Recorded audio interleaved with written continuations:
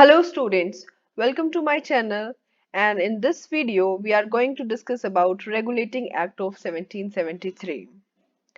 तो जैसा कि आप सबको पता है कि रेगुलेटिंग एक्ट ऑफ 1773 से ही स्टार्टिंग होती है जब हम पॉलिटी पढ़ते हैं।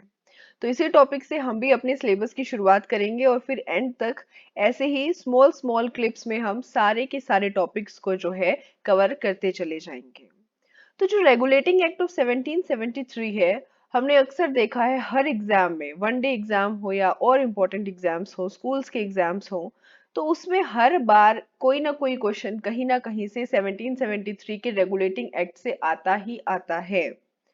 सो ऐसा क्या है इस एक्ट में, क्यों ये एक्ट इतनी इंपॉर्टेंस रखता है और क्यों हमारी जो है पॉलिटी की भी शुरुआत हम इसी से करते हैं। तो ऐसी क्या क्या चीजें बनी थी इसमें या क्या क्या चीजें बदली गई थी इस रेगुलेटिंग एक्ट के थ्रू, तो वो सब हम इसी वीडियो के माध्यम से डिस्कस करने वाले हैं।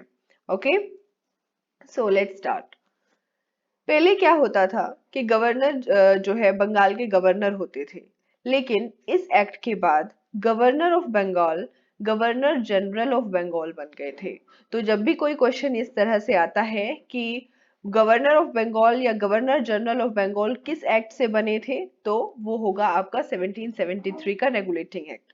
तो पहले क्या होता था, पहले गवर्नर ऑफ बंगाल हम बोलते थे कि बंगाल के गवर्नर है, फिर उनको गवर्नर जनरल ऑफ बंगाल बोला जाने लगा। और बंगाल के कंट्रोल में सिर्फ बंगाल की बात नहीं करते थे। इस एक्ट के बाद presidency of Madras and Bombay, जो आपकी मद्रास और बॉम्बे दोनों की प्रेसिडेंसी थी, वो भी बंगाल के कंट्रोल में आ गई थी। मतलब कि अब बंगाल मद्रास और बॉम्बे को भी कंट्रोल कर रहा था और उसके ऊपर क्या बना दिया गया था, गवर्नर जनरल। उसके बाद अब गवर्नर जनरल बना तो दिया, अब उसके लिए उसकी हेल्प के लिए भी उन्होंने कुछ दिया ना, तो उन्होंने एग्जीक्यूटिव काउंसिल बना दिया गवर्नर जनरल के लिए। वो क्या करता था, उनको असिस्ट करता था किसी भी मैटर में, जैसे कि मिलिट्री मैटर या नॉन मिलिट्री मैटर। और फिर मेजोरिटी से जो भी फैसला होता था वो ले लिया जाता था। बट अगर फैसला होने वाला है और वोट्स जो है वो टाई हो जाती है कि दो इस तरफ जा रहे हैं दो उस तरफ जा रहे हैं, then in case of tie governor general can vote, otherwise he can't। तो वो जो गवर्नर जनरल बने थे वो सिर्फ टाई के केस में, जब वोट्स जो है टाई हो जाती थी, टाई के केस में वो वोट कर सकते थे, अदरवाइज नहीं कर सकते थे। So these are the four important points. And now next, supreme court. Supreme court के बारे में हमेशा क्वेश्चन आता है कि सुप्रीम कोर्ट जो है किस एक्ट के थ्रू बनाया गया था। तो सुप्रीम कोर्ट जो है वो फोर्ट विलियम में कैलकाटा में बनाया गया था, वो इसी एक्ट के अंडर बनाया गया था। 1773 के रेगुलेटिंग एक्ट के द्वारा ही सुप्रीम कोर्ट का एस्टेब्लिशमेंट हुआ था। कहाँ पर, फोर्ट विलियम कैलकाटा। और क्या चीजें हुई थी, पहले क्या होता था कि ब्राइब्स और गिफ्ट्स जो है इंडियंस दे देते थे अपने काम कराने के लिए कंपनी वालों को, जो ईस्ट इंडिया कंपनी थी। तो अब क्या हुआ कि एक रूल बनाया गया कि कोई भी गिफ्ट्स, कोई भी ब्राइब्स जो है नहीं ली जाएंगी। So bribes were prohibited by this act. So इस एक्ट के थ्रू ब्राइब्स को भी जो है बंद कर दिया गया था। किसी भी प्रकार का कोई भी गिफ्ट जो आपका दिया जाता था ट्रेड के लिए या जिस भी कार्य के लिए, वो सब बंद कर दिया गया था। उसके बाद एक बहुत इंपॉर्टेंट जो है बॉडी बनाई गई थी, जिसको गवर्निंग बॉडी ऑफ कंपनी भी बोलते थे, जिसका नाम था कोर्ट ऑफ डायरेक्टर्स। तो कोर्ट ऑफ डायरेक्टर्स जो है वो भी इसी एक्ट के थ्रू बनाया गया था। और वो क्या करते थे कि रेवेन्यू है या सिविल अफेयर है या कोई मिलिट्री अफेयर है, उस पर अपनी रिपोर्ट्स जो है बनाते थे। सो ये सारी चीजें जो हैं जो हमने पढ़ी हैं, वो सारी की सारी किस एक्ट के थ्रू हुई, रेगुलेटिंग एक्ट ऑफ 1773।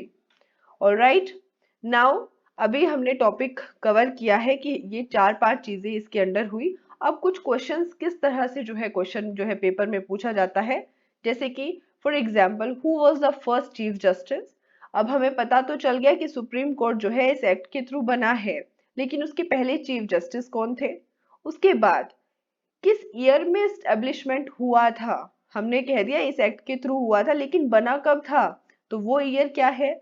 उसके बाद एग्जीक्यूटिव जो काउंसिल बना था गवर्नर जनरल का, यहाँ पर इंडिया मैंने कर दिया, ये गवर्नर जनरल का जो एग्जीक्यूटिव काउंसिल था उसमें कितने मेंबर्स थे। क्योंकि क्वेश्चन तो कुछ भी घुमा फिरा के पूछा जा सकता है। And the most important question, who was the first governor general of Bengal, कि पहले गवर्नर जनरल ऑफ बंगाल बने कौन थे? So answers are given here. So Sir Elijah Impey was the first Chief Justice of Supreme Court, and Supreme Court was established in which year? 1774। 1774 में जो है supreme court बन गया था। एग्जीक्यूटिव काउंसिल में 4 मेंबर्स थे जो असिस्ट करते थे गवर्नर जनरल को। And Warren Hastings was the first governor general of Bengal. India नहीं करना है, वो हम आगे पढ़ेंगे। जब पूछा जाए गवर्नर जनरल ऑफ बंगाल, तभी हम वेरेन हेस्टिंग्स का नाम लेंगे। उसके बाद भी बहुत सारी डेवलपमेंट्स हुई, जो कि पिट्स इंडिया एक्ट के थ्रू हुई, फिर चार्टर एक्ट्स आए, फिर गवर्नमेंट ऑफ इंडिया एक्ट आए, इंडियन काउंसिल एक्ट्स आए, एंड देन हमारा इंडियन इंडिपेंडेंस एक्ट आता है। ऑलराइट, तो ये हमारी वीडियो थी रेगुलेटिंग एक्ट ऑफ 1773 के लिए। अब हम इसी तरह से बहुत सारी वीडियोस जो आगे बनाएंगे, वो अलग अलग एक्ट पर अलग अलग वीडियोस होंगी।